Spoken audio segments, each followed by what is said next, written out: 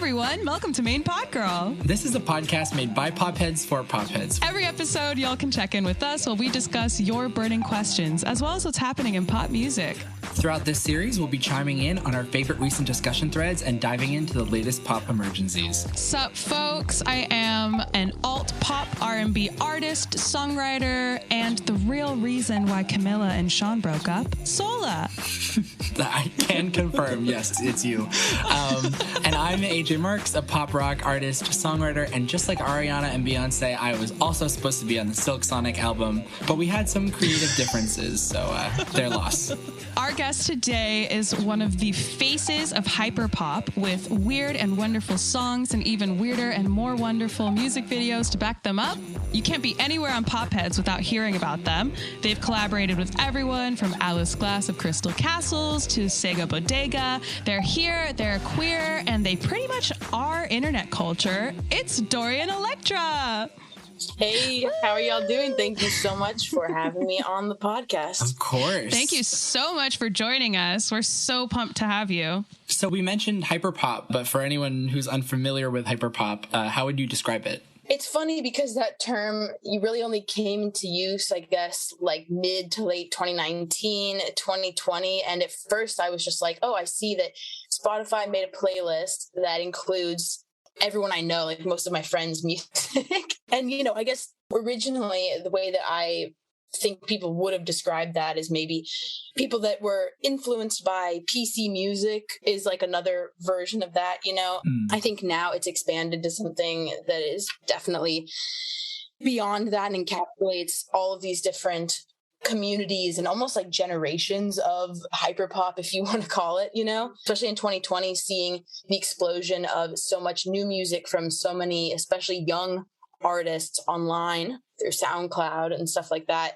And it really exploded and, you know, merging with glitchcore and things like that, just like all of these various vibes and genres coming together. But I think that the way I personally think about hyperpop is that it has pop sensibilities and that it's accessible. The idea is to make catchy melodies, things that feel like anyone can bop their head along to it kind of thing. And combining that with experimental elements, pushing things to the limit, pushing things to the extreme, turning it to 11, whether that's like sickly sweet pop music or crazy distortion and going absolutely, you know, harsh with it. There are all these different ways to push things to the extreme. So that's kind of how I view the hyper part of the pop in hyperpop. I feel like it's one of those things where you like, you know it if you hear it. Yeah. Yeah, I think there are definitely some key factors to the sound that I think people have started to identify with hyperpop. For example, you know, auto-tune being like one of the big ones and things like that. But I think to me, there's like a difference between like the features of hyperpop and then like an ethos that underlies it. And that there are going to be artists that come in and they just want to make that sound as like just another kind of palette, or they'll always stick with that particular sound. Then there are going to be other artists that I think are like maybe currently associated with hyperpop, but they will be like constantly evolving and their sound might change and they might stop doing things that sound like hyperpop, like stop using metallic snares and autotune altogether. And who knows how those artists will continue to be categorized. But yeah, there's like the ethos and then there's like the sound. And those are two different ways to look at the category. So let's start off with our little icebreaker.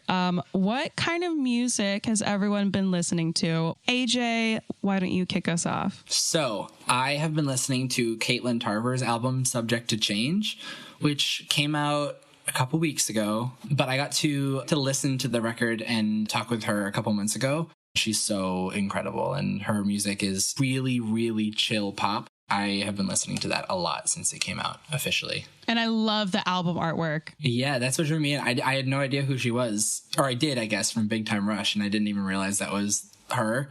And then I saw her album artwork and I was like, okay, I gotta check this out. Also, it's crazy. She's married to the bass player of like my former favorite band from high school. Weird small world. Very small. Yeah. You know how I am, AJ. I love Ashnikko, and she released some new music. And so I've been listening to... I thought you were going to say Ashley Tisdale. Also Ashley Tisdale, yes. Also Ashley Tisdale. Has Ashley Tisdale released any new music or no? Yeah, she did that album. Like, how long ago was that album, though? Symptoms was 2019, but she released a song called Lemons. I think it was last year, and it's so good. I really like that song. I need to take a listen. What is the vibe of it? It's just like cute pop. It's just like a cute kind of like dainty pop song, but it's nice. The production's really sick on it. Should be an amazing feature. Oh my God. That would actually be so sick. Get Vanessa Hudgens. Let's go. Get Ashley Tisdale on a Dorian Electra song called Zac Efron. There we go. Yes. Hell yes. All right, it's in the works. Yeah. Yeah, write that down, Dorian. Yeah. You've been listening to, not Ashley Tisdale, Ashnikko. Love Ashnikko. Yeah, I love Ashnikko, and she's a spooky bitch, and I'm a spooky bitch. I can't get enough of all of the stuff that she releases. Yeah, everything she does is so good, and she's such an amazing writer and stuff, too. It's incredible. She's on like Halloweeny 4 now, right? I think so, yeah. I think it was Halloweeny 4 that came out this year. Wow. That was awesome. I really like that. Instead of the however many days of Christmas song, she needs one of those for like every day leading up to Halloween. That's the next idea. Yeah. I like that. We're spitting out so many ideas. All right, Dorian, what are you listening to? I've actually been revisiting a lot of older music that even things I've just like heard in passing that maybe had an influence on me. Things I listened to in high school, kind of going back to like Of Montreal, and more like indie bands and things that I had not thought about in many years, because I'm making new music now and just kind of thinking like, like I wonder, what's the vibe there? I listened to like a Regina Spektor song recently a couple times. Ooh, yes. Ooh. The song is Us. I really like that song. Yeah, who did you listen to in high school? I also really liked Rat-a-Tat in high school, and I've definitely been listening to them again. Vampire Weekend, been going back to them. Oh, nice. This band Oxygen, they're still around, and I listened to them in college, and their whole vibe is sort of like this mishmash of all these different like 60s and 70s genres. Sometimes the lead singer sounds exactly like Mick Jagger. Sometimes it sounds like Lou Reed from Velvet Underground, like just kind of a lot of different vibes mashed together, almost like a cover band in the way that like Greta Van Fleet sounds exactly like Led Zeppelin, Like a heavy pastiche. Right, yeah. It's just fun to see somebody like kind of just like shamelessly tapping into some of these vibes and like switching between them and stuff is interesting. I've just kind of been trying to pick the most random song I can think of that I really loved, 10 years ago, and just like see if that has any inspiration to offer, Yeah, totally. I love that idea. Is there anything specific that you've noticed in the songs that you're like, ooh, I'm going to steal that? I really like the song. It's not even that old, actually. High Hopes, the newer Panic at the Disco song. It sounds like Panic at the Disco doing Sgt. Pepper, but like in 2019 or whenever that song came out. Yeah. It's a really cool way to think about it. I'm never going to listen to that the same way. No. Right. So let's move on to our first game of the podcast. This is a game that we played many times on Main Pod Girl. It's called Call, DM, Block. We're going to give you 3 famous people, and you're going to have to call one. You can talk about whatever you want. The other one, you have to DM them. I love how forceful have to makes it sound. Like you have to DM them. You have to DM them, yeah. You get the chance to DM them. And then the third one, you have to block. Choose wisely. Wow. In honor of Hanukkah, today's contestants are celebrities that you may not have known are Jewish. The first contestant is 2021's Sexiest Man Alive and my lifelong celebrity crush, Paul Rudd. Number 2 is Big Little Liar and AJ's celebrity crush, Zoe Kravitz.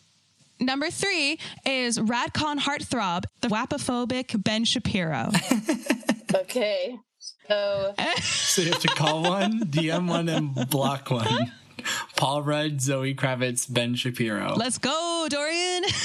call Ben Shapiro, because I think we could have some very interesting conversations. Oh, okay. Oh, yeah. What would you talk about? I love to talk to people that have really different ideas from my own, because I think that can yield like the most interesting and useful discourse for society, because I think we do live in a world where the norm is to block people that disagree with you. You know, you're scrolling through your timeline and you're seeing somebody say like a homophobic thing or promoting like traditional masculinity or something like that, then, and you're like, oh, like, I don't agree with that.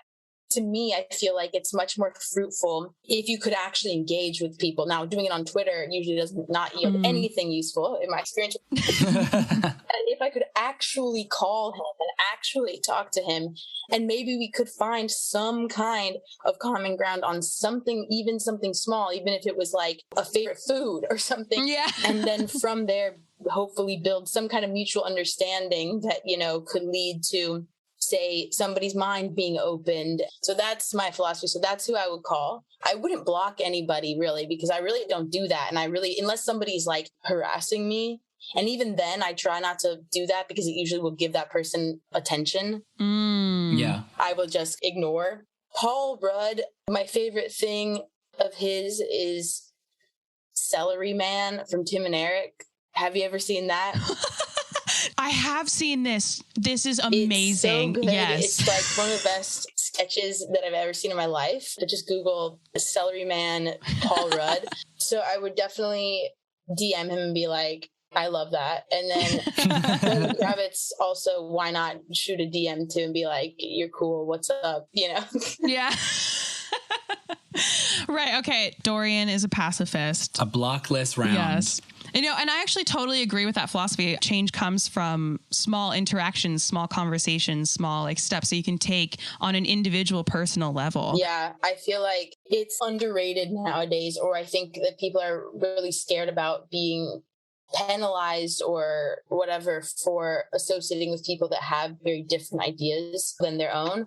But I think that just really furthers political polarization and just creates these smaller and smaller bubbles where everyone online only with people that agree with them, and then also not able to tolerate or to communicate with people that disagree with you. And that's one of the most important things for like society and democracy. Also, you want to be practiced at basically winning people over to your side. Like, for people like on the left, we have to sharpen the skills necessary to be able to convince people who are on the right or, otherwise inclined to see the value in our ideas and our policies. And when it's kind of just like, oh, anyone that disagrees with me, fuck you, you're this or that, and kind of just like a barrage of labels, that are derogatory, it's not going to convince anyone. It's only going to push them further away, and it's only going to further radicalize them.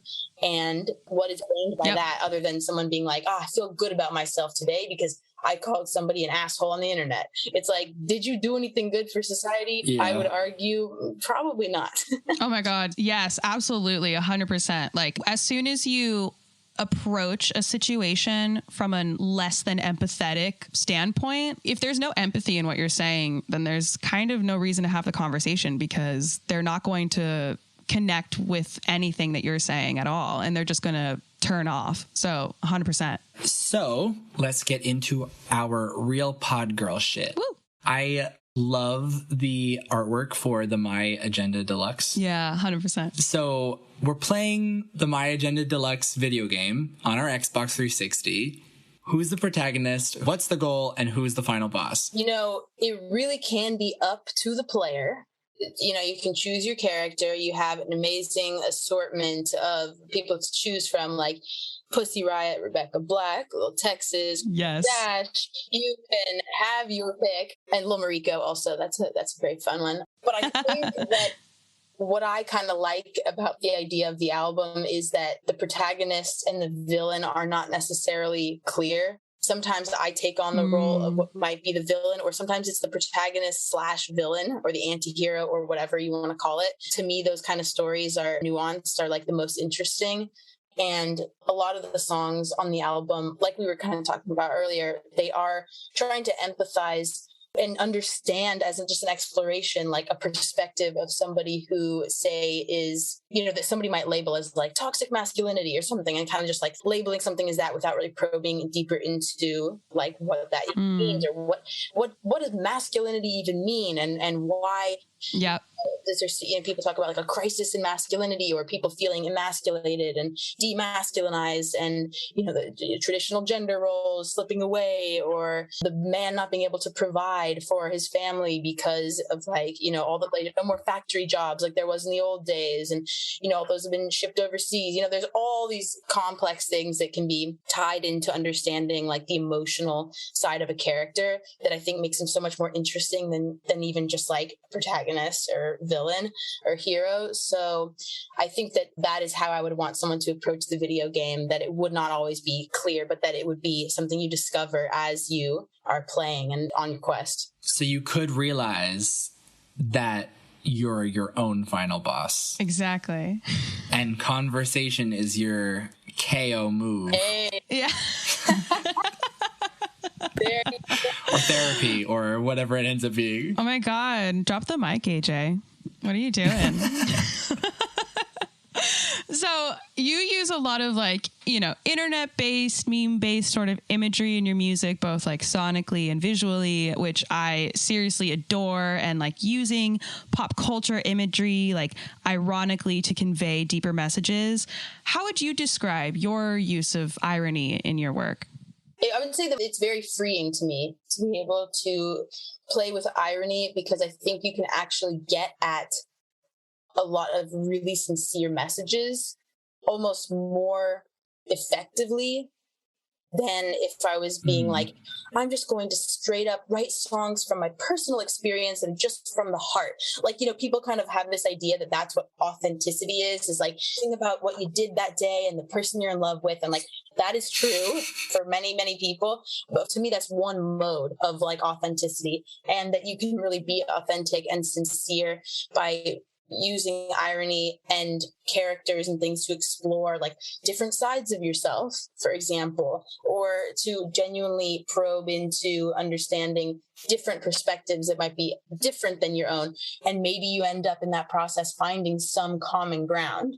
Through my own experiences of gender and stuff, for example, on my first album, Flamboyant, especially writing from the perspective of what I think some people like kind of labeled as like, oh yeah, they're writing from this like funny character of like, toxic male or something like that, and that's a very, to me, like one-dimensional way of looking at it, because a lot of times with the songs that I'm writing, like my song Emasculate, that's on my first album, Flamboyant or something, it's like, it's talking about somebody that on the one hand, they want this like demon to be exorcised from them that is like this toxic part of them, but then also they're saying like they really are like addicted to the feeling of like power and being in control, that there's something like really good and like noble in that. So there's like all these nuanced things that I feel like when I'm in the studio writing, sometimes just to help myself get outside of myself in a way, or to free up my mind and not be so self-conscious, I'll like think about it as like a character, but actually it is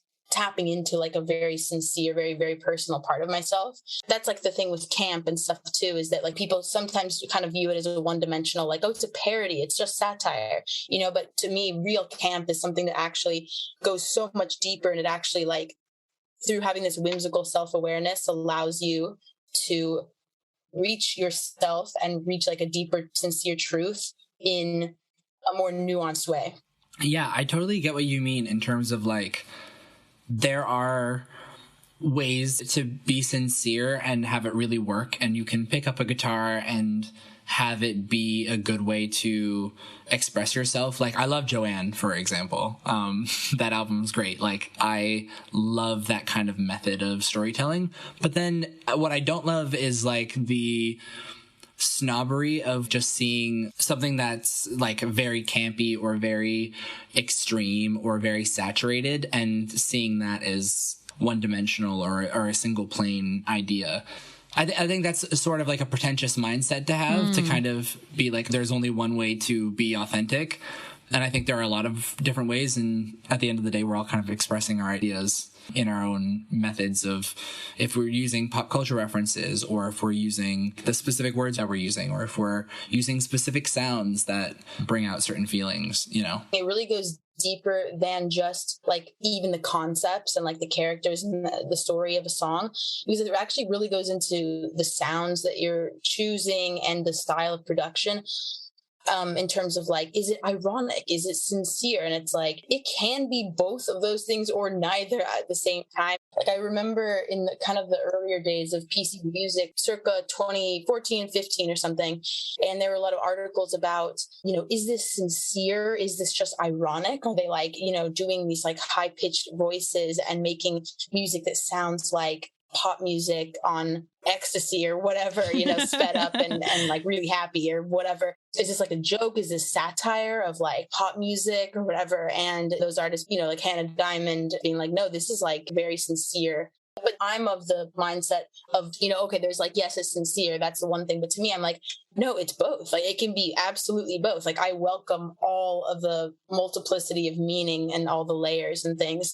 And I think that's like what makes it exciting. And I think that, yeah, like you're saying, people do want to write off things that don't have the facade of like sincerity. But I think that to me, the most interesting stuff is the stuff that plays with all of those layers of self-awareness, irony, and sincerity. 100%. So Dorian, furries.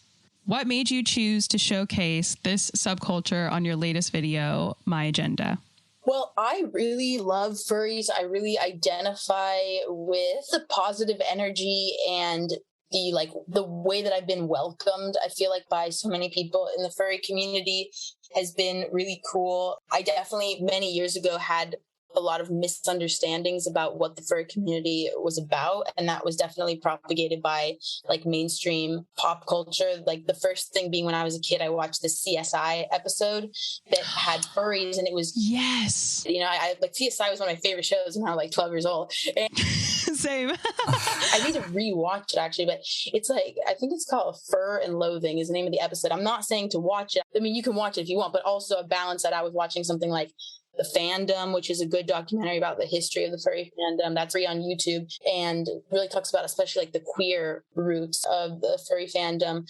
But yeah, I had a lot of misconceptions about it, thinking like, oh, it's, you know, only the sexual fetish thing or something like that. And then I watched a couple of other documentaries. There might be a Vice one, I can't remember, but I was just about to say I saw one on Vice. Yeah, I think that one was pretty good. It's been a long time since I watched it. Basically, just really understanding how the furry community has been a way for so many people to feel like they can be themselves in this very unconventional way, especially through having like, even if you don't have a fursuit, but like having like an online avatar and persona that really is like a very freeing, you know, thing. And I just really related to that, especially because as a kid, I always, you know, with like, even just like stuffed animals, I always kind of had this idea that they were like genderless. And I didn't like playing with dolls and things because those were always gendered. I mean, I just never like, until I was older. And then I got into like American Girl dolls randomly when I was like a little older. I liked Polly Pocket, but other than that, like stuffed animals, just like they didn't have to have a gender. There's just something freeing about that. And the reason why I also really wanted to showcase furries in the music video is also because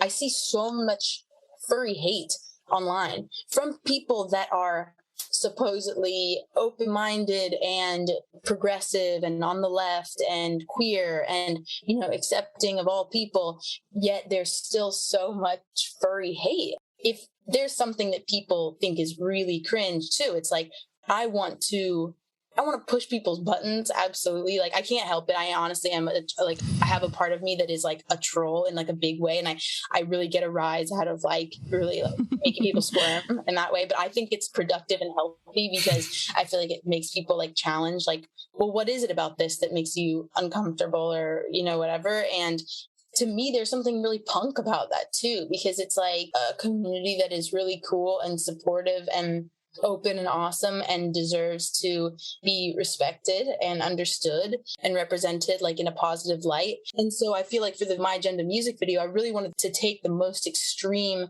versions of things and just combine all the most extreme imagery into one video, into the most provocative thing that would get some kind of reaction out of people, sometimes positive, sometimes really negative. Also, there was like furries versus gamers thing, and that was like a big thing on TikTok. And like I had a lot of gamer themed things for the rest of my album, and I wanted to bring it together, end the gamer and furry war.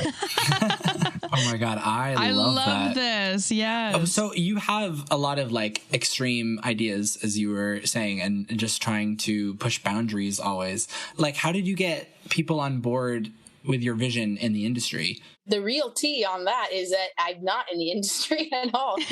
I don't have a record label.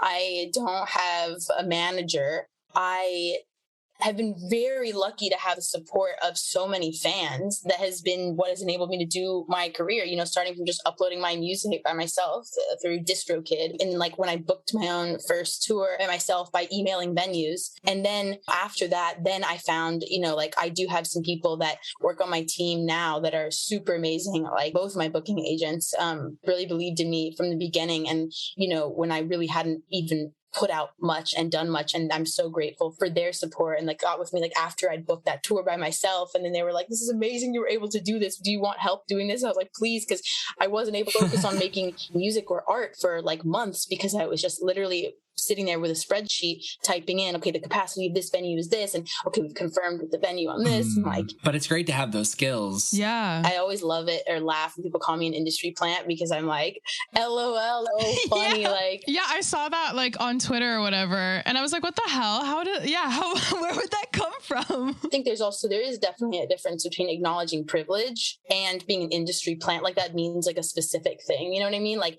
I consider myself very privileged in that, you know, I was able to have, first of all, have like a family that was open-minded and supported me. And so many people don't even have that. Like so many musicians are coming, and especially queer people and people that are coming from other like economic hardship and things like that. You know, it's like there are already so many battles before you even get to the industry. So it's definitely important to acknowledge privilege, absolutely, every time. But I think that it's just funny to me when people say specifically industry plant, because it's like literally like what industry? And sometimes I get down on myself, you know, I'm like, oh man, like shouldn't I be like further along in my career, or like shouldn't I like have like a big record label or this or that, you know, whatever. And it's like at the end of the day, for me, I'm really happy with the fact that I can just be like, you know what, like I want to push this release up, I want to push it back, I want to scrap this, I want to actually, you know what, I feel like dropping a cover song today with a music video, I'm just gonna do it, I can do whatever I want, and I love that, you know. Yeah, the freedom is awesome. Yeah, I love that. Like that's something that people don't really necessarily know, is that a lot of being in the music industry is just grit and staying in it for as long as you can. So now it's time for our questions for the culture, which is where we take a discussion question from the subreddit and roundtable the topic with our guest. Today, obviously, we have Dorian joining us, so we thought we should choose a pretty appropriate question, which is by user Sapphire1921, which is, what track from the 2010s or 2000s do you think could fit in the current hyperpop scene? Identifying a lot of the predecessors of hyperpop is kind of interesting, because there are some songs you listen back to and you're like, oh shit, yeah, that kind of makes sense. Like Sapphire 1921 said Manicure by Lady Gaga in their example. It's kind of extreme. I mean, all of art pop is kind of like trying to like push the boundaries of pop at the time. Questo Mar pointed out How I Roll by Britney Spears, and I think that's such a good example in terms of like just playing with different sounds and playing with different ideas and having it be so kind of like out there. It's definitely not like hyperpop, or I guess it could technically be hyperpop, but it's a little bit more traditional, but it falls kind of in that concept of going balls to the wall with like different ideas and different sounds and stuff. I would love to hear Britney Spears do proper hyperpop, though. That'd be so fun. What's interesting too, because with Britney, artists that are labeled hyperpop take a lot from Britney, and actually a lot of what they're doing is very retro. Yeah. Because the whole Y2K aesthetic was like futuristic. Yeah. It is technically retro, but it feels futuristic still. But actually, one example that comes to mind for me is the Black Eyed Peas, just because they did so much genre mashing. And actually, I was kind of like a music snob when I was like 12, 13, and was kind of like pop music. So when I heard the song Pump It or something, the one that had the acoustic surf, a rock song and the guitar, I was like, that really got me into it. Yeah, Black Eyed Peas for sure, because they're so genre mashing, and they really brought together fans of rock music, pop music, hip hop, R&B, just like all of these different things together, and like dance music and like electronic music, and doing some really, like, I'm thinking like Boom Boom Pow, just like some of the vocal production on that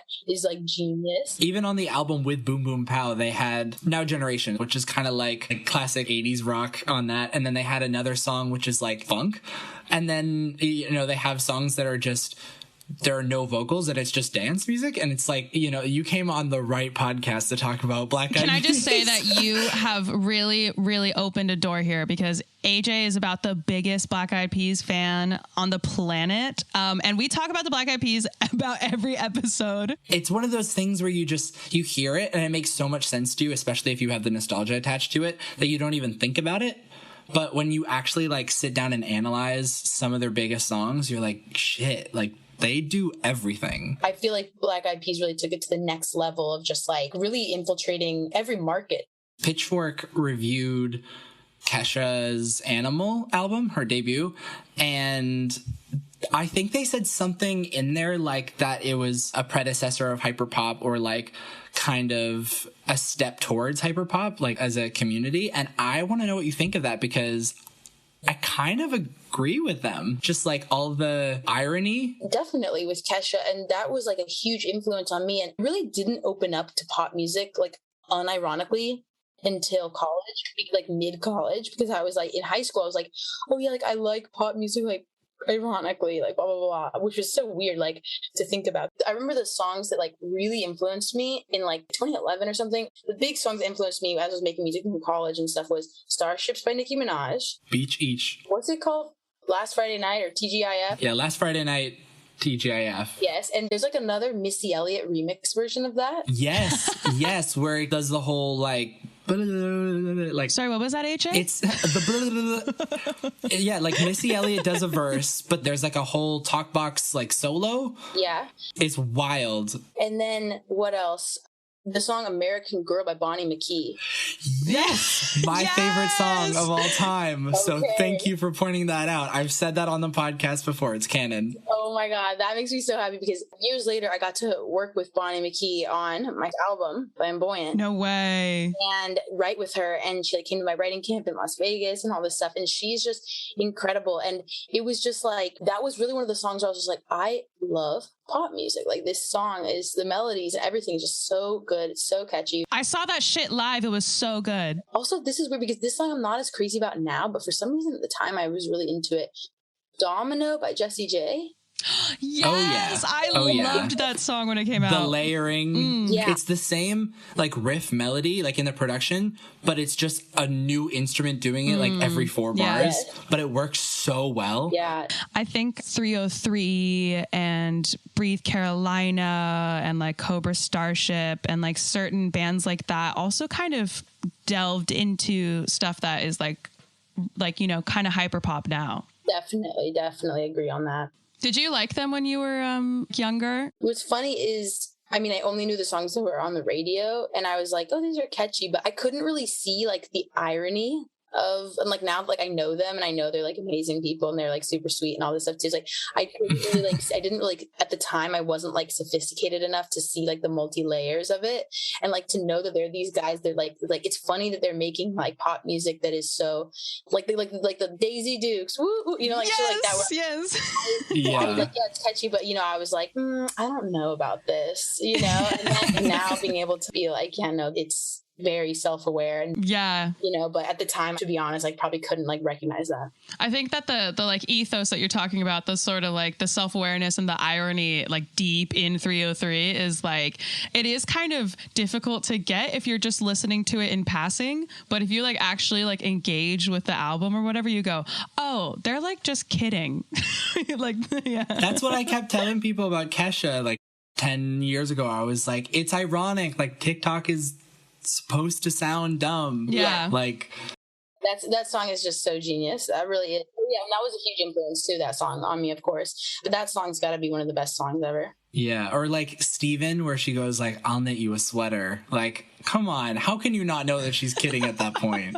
I mean, she might have skills we don't know, you know? Irony and sincerity, though, too, because it's like, I remember really when it hit me was Your Love Is My Drug. And I remember being like, I love this song so much, but I was like, I know this song is so stupid, you know, at the time. You know, now I'm just like, no, it's just a great fucking song. But but like the music video is very like, you know, tongue in cheek in a way, but yet it's also like she's dressed up like this like total like Coachella girl. Yeah. But also the Coachella girls are going to love this, and like they did love it. Like, so it works on all levels. I love that like animation, like when she did the Yellow Submarine-esque type of animation in that video, so much that I have a poster in my basement of my childhood home that's like Your Love Is My Drug. I got it for Christmas. It says Your Love Is My Drug, and it's like the animated thing of her. That's amazing. Awesome. I love that. I guess that self-awareness is also there though in the Last Friday Night music video, and like the goofiness. And I love that Katie was like a huge mainstream artist and then was still able to kind of make fun. Yeah, I also felt that way about like California Girls, and that was a big moment for me too. Yeah, and I love the Snoop Dogg part in that song. It's so random, right? Yeah. It's like, why Snoop Dogg? Why not Snoop Dogg? And I'm Dogg? like,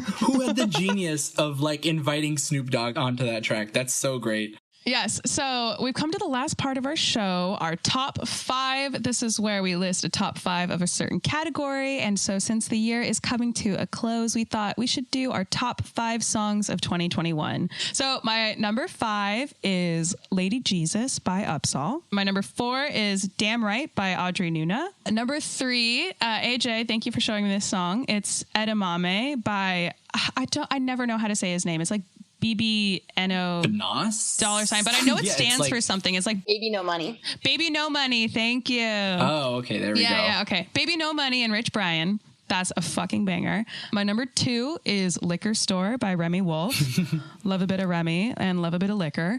And my number 1 is Pink Party by Isaac Dunbar. Yes. That's actually kind of hyper pop. And he's only like 17, 18, something crazy young like that. All right, AJ, your turn. All right, let's get into it, yeah, with my number 5, which is Get Into It, yeah, by Doja Cat. I love this song because it's so fucking random, and I love songs that are random. Like, one of my favorite songs of all time is Stupid Ho by Nicki Minaj. So this just gives me Stupid Ho energy. Like, it's like, why not, you know? And I love how she sounds like just like a squeaky pipe the whole time. It's great. And if you listen with headphones, you can hear all these like extra whispered vocals, which are like, it's so good. Oh, it's amazing. And then my number 4 is completely different. It's Dear August by PJ Harding and Noah Cyrus. Oh, wow. And then number 3 is Hellboy by Grayson Chance. I shouted it out earlier as what I was listening to, I think, in like the AJ Mitchell episode we did. But it's great. It's kind of gives me early Lady Gaga, but is just very modern. And it's also kind of disco. It's awesome. My number 2 is American Mood by JoJo, friend of the pod. Yes, JoJo. American Mood is so good. It's folky. I want that folk album she was talking about maybe making. So D-Mile, keep pressing her on that. Yes, please. And my number 1 is Friends by Jack Newsom, who I got to speak with earlier this year. And now you're friends. And now we're friends. Such a brilliant songwriter. So beautiful. I love everything he puts out.